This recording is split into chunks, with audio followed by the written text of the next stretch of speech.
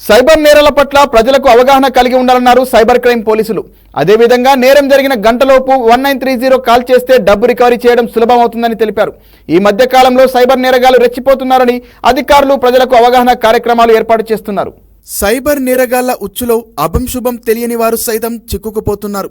ఈ మధ్య కాలంలో హైదరాబాద్ నగరానికి చెందిన 68 ఏళ్ల వృద్ధురాలికి సైబర్ నేరగాళ్లు ఫోన్ చేసి ఆవిడ పేరిట ముంబై క్రైమ్ బ్రాంచ్ పోలీస్ స్టేషన్లో ఎఫ్ఐఆర్ నమోదైందని బెదిరించారు.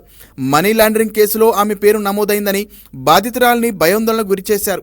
బాధితురాలు బ్యాంకు ఖాతా తనిఖీ చేయాలని వివరాలు అడిగి తెలుసుకున్నారు. తర్వాత వాళ్ల ఒత్తిళ్లకు భయపడి బాధితురాలు 10 లక్షల రూపాయలు సైబర్ నేరగాళ్ల ఖాతాలోకి బదిలీ చేసింది.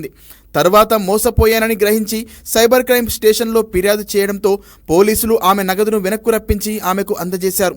మరో కేసులో నగరానికి చెందిన 23 ఏళ్ల ప్రైవేటు ఉద్యోగికి ఫెడెక్స్ పార్సిల్ పేరిట బెదిరింపులు వచ్చాయి. బాధితుడి పేరిట వచ్చిన పార్సిల్లో 50 గ్రాములు ఎంఎండిఏతో పాటు 5 కిలోల డయాబెటిస్ మందులు గుర్తించినట్లు నేరగాళ్లు ఫోన్ చేసి బెదిరించారు. 12 లక్షల రూపాయలు వసూలు చేశారు.